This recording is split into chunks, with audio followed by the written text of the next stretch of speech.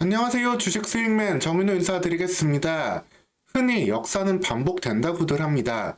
그거는 주식시장에서 또한 마찬가지인데요. 그 주식이 지나온 길을 확인해 보면은 앞으로 어떠한 상승 동력으로 다시 움직일 수 있을지 우리는 알 수 있습니다.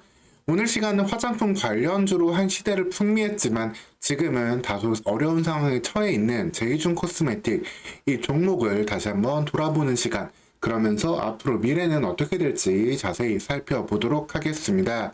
지금 시작하도록 하겠습니다. 제이준 코스메틱은 이제 코스피에 있는 종목인데요. 업종은 화학으로 되어 있습니다.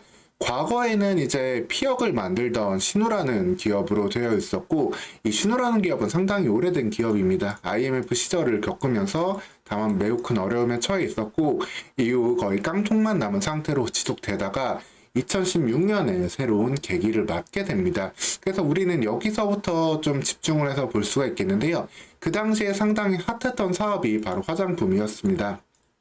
소위 MBC라고도 줄여서 부르는 업종이 나올 정도로 코스메틱과 바이오가 상당히 핫했던 2016년부터의 시기가 되겠는데, 그 시절 화장품 마스크팩 기업이 우회 상장하면서 들어온 게 바로 지금의 제이준 코스메틱이 되겠습니다. 그러면서 2018년까지는 흔한 화장품 관련주로의 움직임을 보였습니다. 중국의 화장품 관련 사업들이 어떻게 진행되느냐에 따라서 중국과의 사드 배치라든가 한한령 등의 이슈에 따라 가지고 실적이 왔다 갔다 하지만 성장을 또 하면서 2018년에는 결국 현재까지 볼 수 있는 사상 최고의 가격을 찍기도 했습니다. 이 주가는 이후에 유상증자라든가 아니면 감자 등을 통해 가지고 주식 가치가 많이 희석되었기 때문에 현재 주가랑 비교해 보면은 정말 말도 안 되는 놀라운 가격까지 갔었다라는 걸 알 수 있습니다. 그만큼 뜨거웠던 제이준 코스메틱인데요. 이때 여파가 아직까지 남아있고 지금도 마스크팩을 판매는 하고 있기 때문에 여전히 화장품 관련주로 분류되어 있지만 이때만큼의 영광을 현재로서는 좀 찾기는 쉽지 않은 상황이다 라고 보시면 되겠습니다.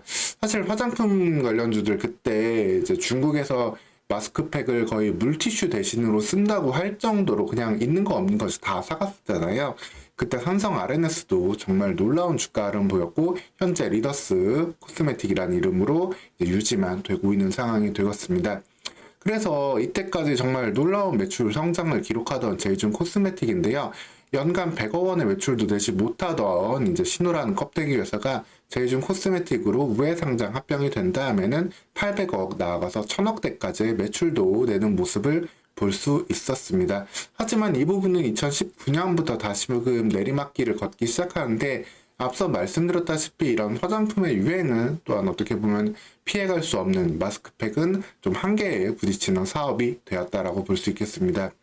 그래서 이 제이준 코스메틱을 우회 상장으로 들어왔던 경영진들은 새로운 신사업을 계속해서 추구를 했었는데요.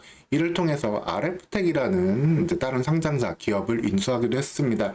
아무래도 자금이 기본적으로 들어와 있다 보니까 이 자금을 활용해가지고 새로운 신규 상품을 연구하거나 개발해서 판매하기보다는 RF텍의 지분을 가져오고 RF텍을 통해가지고 다른 필러 기업을 인수를 하면서 이런 쪽으로 좀 사업을 확장하려고도 했었습니다. 제이준 코스메틱 애초에 그 연결되었던 경영진들이 이제 성형외과 관련된 분들도 많이 껴있거든요. 이러다 보니까 신규 사업을 이쪽으로 진행을 했었는데 다만 이 부분도 계속해서 좀 물음표가 떠 있는 상황이 되었죠. 그러면서 여기에 필요한 자금을 좀 확보하기 위해서 2019년에 좀 놀라운 결단을 하게 됩니다.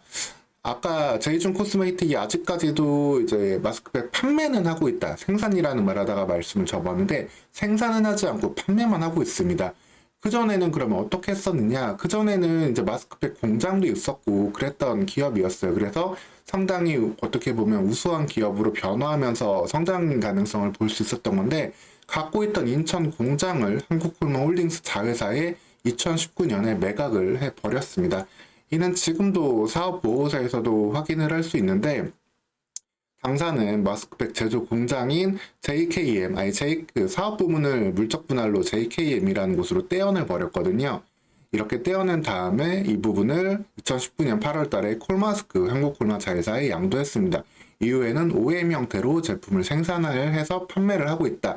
즉 외주를 줘가지고 판매만 하고 있는, 어떻게 보면 또 브랜드만 남은 상황이다. 이름값만 남은 상황이다라고 볼 수 있는데 그만큼 화장품 업황도 많이 꺾였지만 이때부터는 화장품 회사로서의 그런 입지마저도 어떻게 보면 완전히 좀 사라진 상황이 되었다라고 보시면 되겠습니다. 이를 통해 가지고 2019년 이후부터의 주가는 RFT과 같이 연결되면서 주가가 변동이 나오기도 했지만 쭉 내리막길을 걸을 수밖에 없게 되었습니다. 기본적으로 어떻게 보면 회사의 이제 성장 비전이 남아 있다기보다는 좀 다시 예전 2016년 이전으로 다시 좀 껍데기만 남은 상황으로 좀 전개가 되어 가고 있는 상황이 되었는데요. 그 과정 속에서 이 회사는 다시 한번 큰 파장을 2020년 이후에 또 맞게 됩니다. 이때부터는 주가가 다시 한번 화장품 관련 이슈가 나올 때마다 한 번씩 오르기는 했어요. 시장에 이제 화장품 관련 이슈들이 어떻게 좀 풀리느냐, 중국의 단체 관광객이 좀 들어오고 아니면은 시진핑 주석이 방한한다는 이슈, 이런 이슈도 있었지만 또 우리한테 아시겠지만 2019년부터는 매우 큰 일이 있었잖아요. 코로나가 또 하나의 또 직격탄이 되었습니다. 코로나를 통해 가지고 안 그래도 어려웠던 화장품 관련 기업들에게 좀 큰 치명적인 타격을 입혔는데 그러면서 다시 한번 아까 보셨듯이 큰 실적 위축과 어려운 상황을 겪게 되었고 그러다 보니까 제이준 코스메틱에 대해서는 서로 간에 좀 입장 차이가 극명하게 나오는 상황으로 전개되었습니다. 즉, 이 기업을 어떻게 다시 화장품 기업으로 살려볼 생각이 있는 곳도 있었고, 이 기업을 순환 출자의 하나의 고리로 사용하려는 그러한 기업도 나타나게 되었습니다. 기본적으로 상장사들이 갖고 있는 강점, 그것도 코스닥이 아니라 코스피에 상장되어 있다는 점은 상장 프리미엄이어라는 밸류를 크게 갖게 됩니다. 쉽게 없어지지도 않을 뿐더러 이를 통해서 새로운 자금 조달을 할 수 있게 되는데 이런 상황이 되자 이제 이도 헬스케어가 이제 기존의 제이준 코스메틱의 초기 그 화장품 사업을 주도했던 주주다라고 보시면 되겠습니다. 이도 헬스케어가 현재는 그 앞서 말씀드렸던 RF텍 제이준 코스메틱이 RF텍의 지분을 가져갔다라고 말씀을 드렸잖아요. 여기부터 내용이 상당히 사실 복잡합니다. 서로 막 지분이 왔다 갔다 사고 팔았다 아주 정말 한마디로는 요약이 안 되는 상황인데 이거를 좀 간단하게 요약드리면 제이준 코스메틱이 신사업으로 가져갔던 RF텍을 이제 이도 헬스케어 기존 주주에게 매각을 해버립니다. 그래서 RF텍의 최대 주주는 이도 헬스케어가 지금 되어 있어가지고 남아있게 되는 상황이 되었고요. 제이준 코스메틱은 이 자금을 활용해가지고 이제 광림 지분을 인수를 하게 됩니다. 좀 특이하죠? 이렇게 되면서 서로 간의 계열 분리가 되었고, 여기 제이준 코스메틱의 좀 화장품 사업을 하려고 인수를 했던 곳이 이 엠버 캐피탈 코리아라고 이제 명분을 들고 나왔었는데, 이것도 좀 혼란스러운 게 엠버 캐피탈 코리아 같은 경우에도 지분을 인수한다고는 했는데, 이 돈을 광림 계열사인 이제 IOK 다 쌍방울 관련사입니다. 쌍방울, 광림, 이제 IOK 이런 기업들이 하나의 이제 순환 출자 구조로 되어 있었는데 이 엠버 캐피탈 코리아가 IOK에서 돈을 빌려가지고 이제 제이준 코스메틱을 인수하겠다라고 했는데 알고 보니까 이 돈을 납부할 능력이 없었어요. 그러다 보니까 결국 이 지분은 IOK로 넘어가게 됩니다. 즉 이런 혼란스러운 지분 변경 과정 어떻게 보면은 이제 외주 마스크팩 생산도 직접 하지 않고 일부 브랜드만 남아있는 코스피 화장품 명목상의 좀 회사가 된 상황 속에서 이 기업에 대한 가치는 RF텍의 지분 가치가 상당히 컸었는데 이 RF텍은 이제 이도 헬스케어에 넘기게 되고 이제 제이준 코스메틱은 광림의 매각한 걸로 광림의 지분을 인수를 하면서 순환 출자 구조로 끼게 되었습니다. 여기에서부터 어떻게 보면은 이 기업이 이제부터 완전히 변화하는 가치가 나오게 됐다라고 보시게 되면 되겠고 이후에는 쌍방울 광림의 그 부정적인 뉴스들과 연결되면서 계속된 주가 하락이 더욱더 가열차게 되었다라고 보시면 되겠습니다.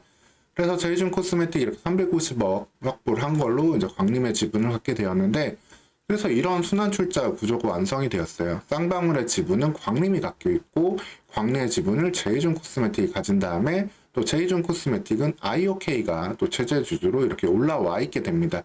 서로 간의 순환 출자를 아까 거래건으로 완성을 시킨 거고 또 IOK의 지분은 디모아는 비비안 그리고 비미안은 쌍방울이 가져가면서 이런 순환 출자 구조로 완성이 되는데 현재 쌍방울과 광림은 이제 거래 정지 상태에 있죠. 배임 횡령 등의 이슈 등이 발생하면서 이제 쌍방울 전 회장이 구속되어 있기도 했던 상태인데 지금은 다만 보석으로 또 풀려난 모습도 볼 수 있습니다. 그리고 이 다음에 제이준 코스메틱의 주주를 또 마음 아프게 하는 일이 한 번 또 발생을 했는데 이 수완 출조 구조가 완성된 다음에 자본이 완전 자본 감축도 아닌데 주식을 그냥 감자를 해버렸어요. 100주를 3주로 이렇게 합쳐버리는 감자를 했는데 이것도 참 어떻게 보면은 IOK가 좀 적은 돈으로 제이준 코스메틱의 그 지배력을 확고하게 올리기 위한 과정으로 볼 수 있겠습니다. 그래서 주식이 1000만 주가 있던 게 이렇게 60만 주로 변하게 되어버렸고요. 다른 보상 없습니다. 감자는.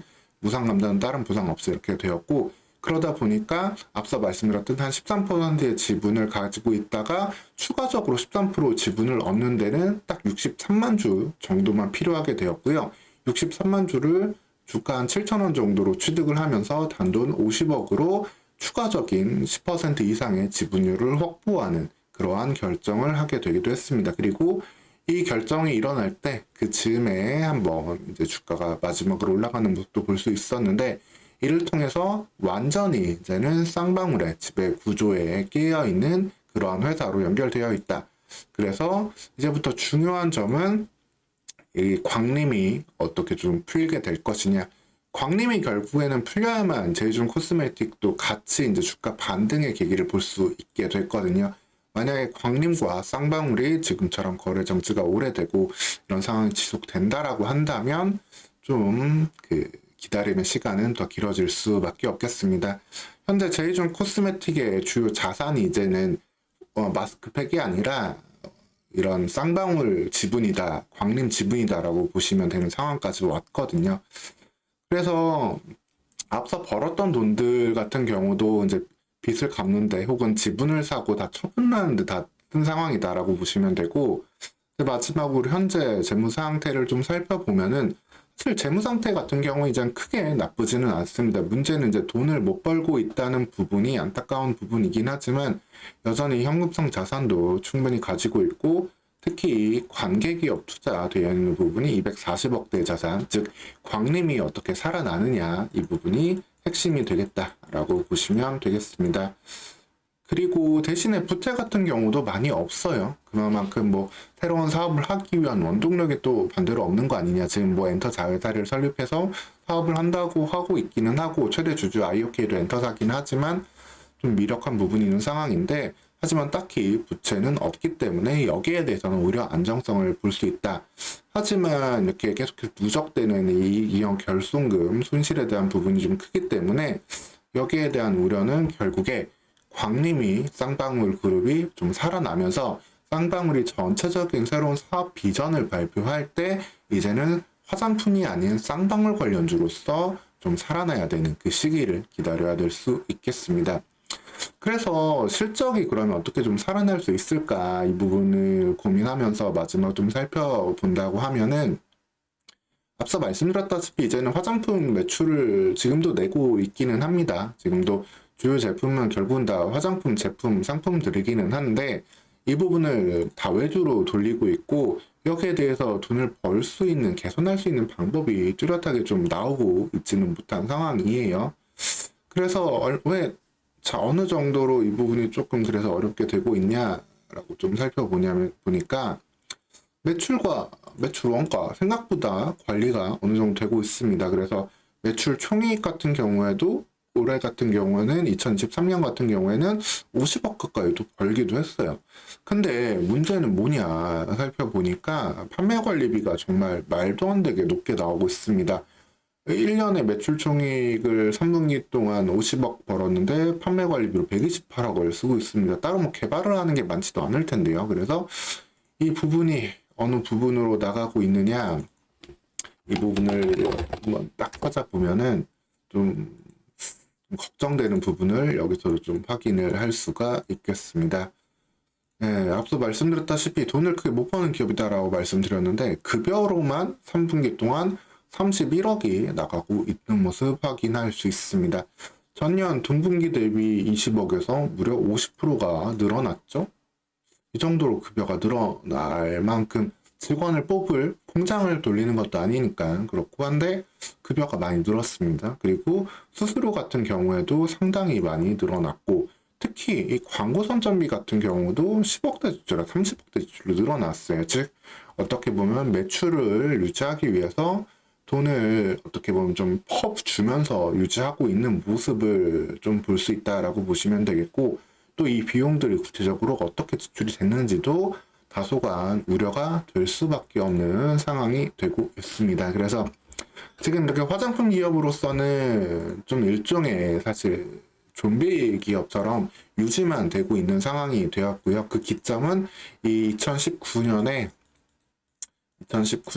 이 공장을 다 매각하면서부터 이 코로나 여파까지 겪으면서 이제는 화장품 기업으로서의 밸류는 완전히 좀 사라지고 일종의 좀 현금을 뽑아 쓰는 그런 기업으로 변해 있다라고 보시면 되겠습니다. 그래서 결국 다시 한번 돌아갔어요. 다시 한번 제이준 코스메틱 같은 경우는 이제 2016년 제이준이 끼어 들어가지고 화장품 우회 상장을 하면서 새로운 사업을 하면서 주가가 급등을 했던 그 시기 전으로 이제 돌아갔다라고 보시면 되겠고 다만 그럼에도 불구하고 현재 기본적인 매출은 유지하고 있는 상황이기 때문에 어떠한 상패 우려 이런 것보다는 이 시기를 좀 유지를 하면서 다시 한번 광림의 부활 그리고 신규 사업의 좀 추진을 통해 가지고 새로운 그 에너지를 어떻게 보면 부활하는 모습을 한 번 정도는 다시 한번 볼 수 있는 그런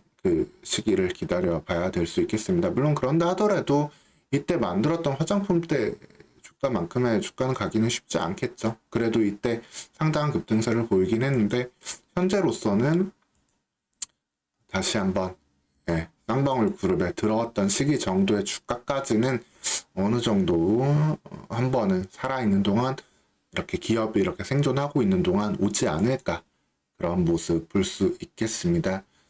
이래서 좀 제이준 코스메틱이 현재까지 좀 걸어왔던 길 한때는 이렇게 중국의 대배우죠 인기 여배우인 판빙빙을 모델로 하면서까지 제품 매출을 냈던 화장품 기업인데 그 이면에는 좀 수익이 날 때마다 좀 오너들이 기업의 이제 지배 주주들이 이 부분을 좀 빼가는 그런 모습들이 좀 나왔던 안타까운 경우라고 볼 수 있겠는데 그럼에도 불구하고 지금은 쌍방울의 어떻게 보면 출자 구조 속의 핵심 구조로 남아있기 때문에 이 부분을 통한 다시 한번 부활의 시기 좀 기다려봐야 되는 상황으로 보시면 되겠습니다. 오늘 시간 제이준 코스메틱 한번 자세히 돌아봤고요. 이렇게 좀 시장에서 많이 잊혀져 있는 종목들에 대해서도 제가 그 이유와 영역들 좀 살펴드리고 다시 한번 부활할 수 있는 포인트들 챙겨드리면서 또 새로운 이슈도 전달 드릴 테니까 여러분들 계속 채널 구독하시고 송 영상도 챙겨보시면 감사하겠습니다. 오늘 시간도 영상 시청해주셔서 감사드리고요. 추가로 궁금한 점들 있으시면 편안하게 댓글도 달아주시면 되겠습니다. 다음 영상에서 또 뵙도록 하겠습니다.